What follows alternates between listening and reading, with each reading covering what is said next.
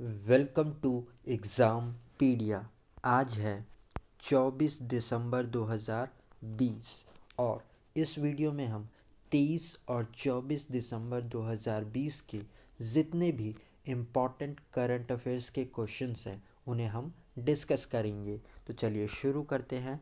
पहला क्वेश्चन, हाल ही में पूर्वोत्तर भारत का पहला कांच का पुल यानी कि ग्लास फ्लोर ब्रिज कहाँ पर बनाया गया है? तो इसका सही आंसर है ए, नालंदा में। तो अभी पूर्वोत्तर भारत का पहला ग्लास ब्रिज ये बनाया गया है बिहार के नालंदा के राजगीर में।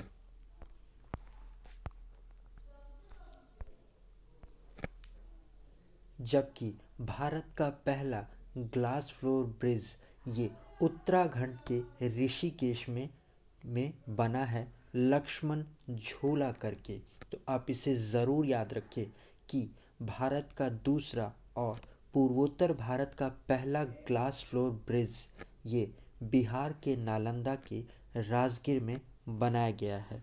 अब हम आगे बढ़ते हैं।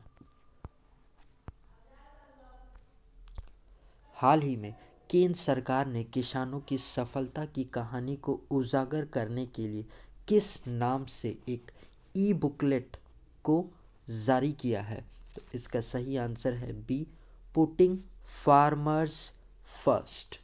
तो अभी केंद्र सरकार ने पुटिंग फार्मर्स फर्स्ट नाम से एक ई बुकलेट को जारी किया है।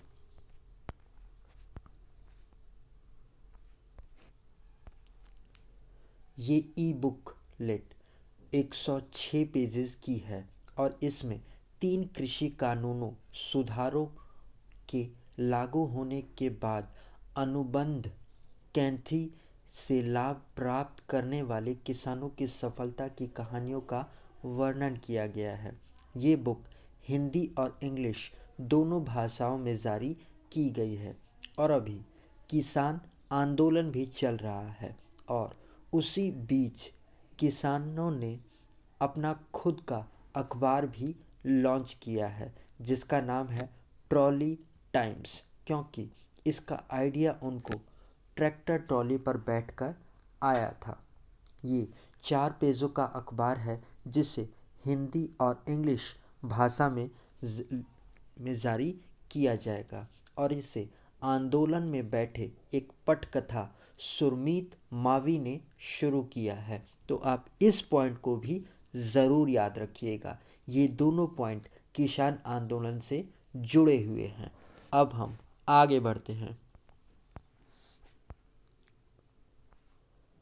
हाल ही में किस राज्य सरकार ने ग्रामीण क्षेत्रों के लिए वरासत अभियान को शुरू किया है? तो इसका सही आंसर है सी, उत्तर प्रदेश ने। तो अभी उत्तर प्रदेश सरकार ने ग्रामीण क्षेत्रों में संपत्ति और भूमि विवादों को रोकने के लिए एक विशेष अभियान जिसका नाम है वरासत, इसको शुरू किया है।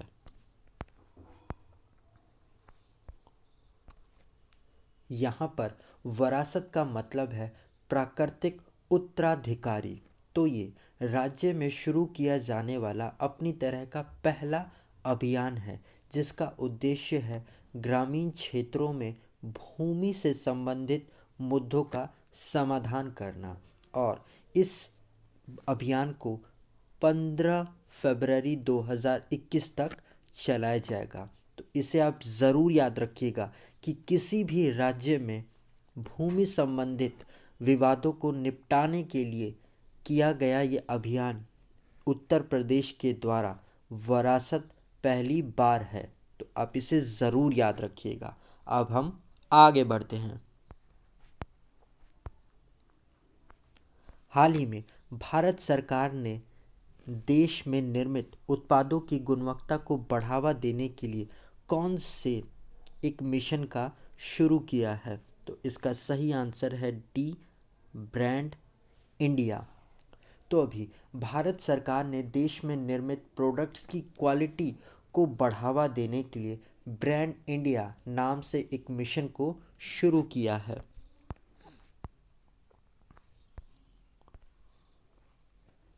ब्रांड इंडिया पहल के तहत भारतीय और अंतर्राष्ट्रीय दोनों उपभोक्ताओं को भारत में बनने वाले प्रोडक्ट्स के बारे में शिक्षित किया जाएगा। तो आप इसे ज़रूर याद रखिएगा कि भारत सरकार ने ब्रांड इंडिया नाम से एक पहल शुरू की है और ये पहल उन प्रोडक्ट्स को बढ़ावा देगी जिन्हें भारत में बनाया जा रहा है। तो आप इसे ज़रूर ध्यान रखिएगा। अब हम आगे बढ़ते हैं। हाल ही में किसने भारत की पहली उन्नत हाइपरसोनिक विंड टनल प्रशिक्षण सुविधा का उद्घाटन किया है? तो इनका नाम है राजनाथ सिंह।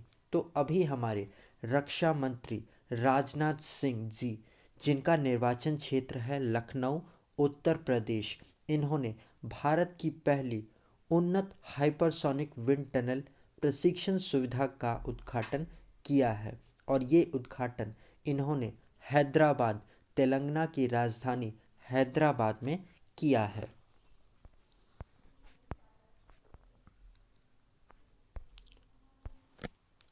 तो अमेरिका और रशिया के बाद भारत इस प्रशिक्षण सुविधा की शुरुआत करने वाला दुनिया का तीसरा देश बन गया है। तो इस हाइपरसोनिक विंड टनल का निर्माण DRDO ने किया है और ये भविष्य में एरोस्पेस और रक्षा प्रणाली के क्षेत्र में मदद करेगा। तो आप इसे ज़रूर ध्यान रखिएगा।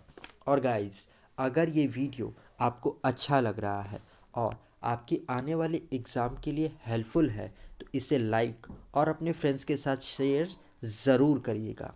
अब हम आगे बढ़ते हैं। हाल ही में किसे सदी के एसोचैम एंटरप्राइजेज से सम्मानित किया गया है? तो इनका नाम है रतन टाटा जी को। तो अभी प्रधानमंत्री नरेंद्र मोदी जी ने वीडियो कॉन्फ्रेंसिंग के जरिए टाटा सन्स के चेयरमैन रतन टाटा को ASSOCHAM enterprises of the century award से सम्मानित किया गया है।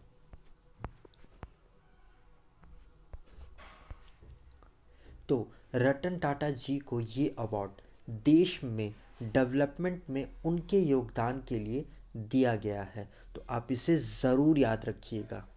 अब हम आगे बढ़ते हैं। हाल ही में प्रेगनेंसी बाइबल नामक पुस्तक किसने लिखी है? तो इनका नाम है करीना कपूर खान ने। तो अभी करीना कपूर खान ने प्रेगनेंसी बाइबल नामक पुस्तक को लिखा है।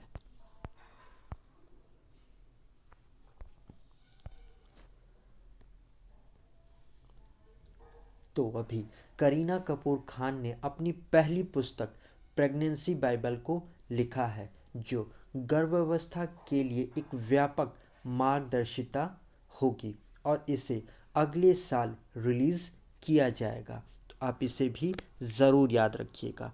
अब हम आगे बढ़ते हैं। हाल ही में किस देश को अगले 2 ओलंपिक में अपने ध्वज और नाम का उपयोग करने पर प्रतिबंध किया गया है? तो इसका सही आंसर है रशिया को। तो अभी वर्ल्ड एंटी डोपिंग एजेंसी ने अपनी जांच में पाया था कि रशिया के अधिकारियों ने डाटाबेस में छेड़छाड़ की, जिसके कारण रशिया पर 4 साल का बैन लगा दिया गया है।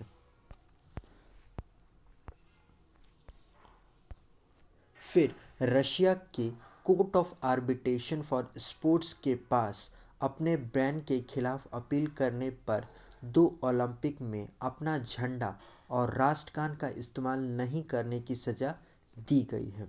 एक्चुअली में रशिया पर डोपिंग नियमों का उल्लंघन करने के लिए ये प्रतिबंध लगाया गया है। तो आप इसे ज़रूर याद रखिएगा। अब हम आगे बढ़ते हैं। हाल ही में भारत अंतर्राष्ट्रीय विज्ञान फिल्म महोत्सव 2020 यानी कि India international science film festival 2020 का विषय क्या है? तो इसका सही आंसर है science for self reliant India and global welfare. तो अभी 22 दिसंबर 2020 से इंडिया इंटरनेशनल साइंस फेस्टिवल 2020 का आयोजन किया जाएगा और इस फेस्टिवल की थीम है आत्मनिर्भर भारत और वैश्विक कल्याण के लिए विज्ञान।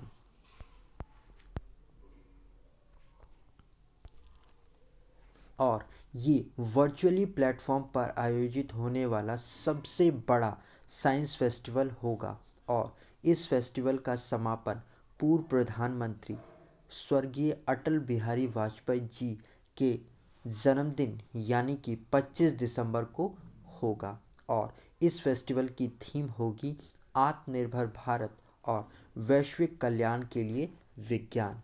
तो आप इसे भी ज़रूर याद रखिएगा। अब हम आगे बढ़ते हैं। इसरो अंतरिक्ष स्थिति जागरूकता के लिए समर्पित नियंत्रण केंद्र का क्या नाम है? तो इसका नाम है नेत्रा। तो अभी हाल ही में इसरो ने नेत्रा नाम से अपने स्पेस सिचुएशनल अवेयरनेस के लिए समर्पित कंट्रोल सेंटर को बनाया है। यहाँ पर नेत्रा का फुल फॉर्म है network for space object tracking and analysis. तो ये नेत्रा कंट्रोल सेंटर है, ये भारत के अंतरिक्ष की परिसंपत्तियों की निगरानी, ट्रैकिंग और सुरक्षा करेगा। तो आप इसे ज़रूर याद रखिएगा कि इसरो ने अपने एसेट्स की संपूर्ण जानकारी और उसकी सुरक्षा के लिए नेत्रा नाम से एक कंट्रोल रूम को बनाया है। अब हम आगे बढ़ते हैं। तो गाइज़, ये वीडियो आपको कैसा लगा आप कमेंट सेक्शन में लिखकर ज़रूर बताइएगा और अगर अभी तक आपने इस वीडियो को लाइक और अपने फ्रेंड्स के साथ शेयर नहीं किया है तो जाने से पहले इसे लाइक और शेयर ज़रूर करते हुए जाइएगा। और अगर आप इन वीडियोस का PDF लेना चाहते हैं तो आप हमारे टेलीग्राम चैनल से जुड़कर ले सकते हैं। आज के लिए इतना ही। Thanks for listening.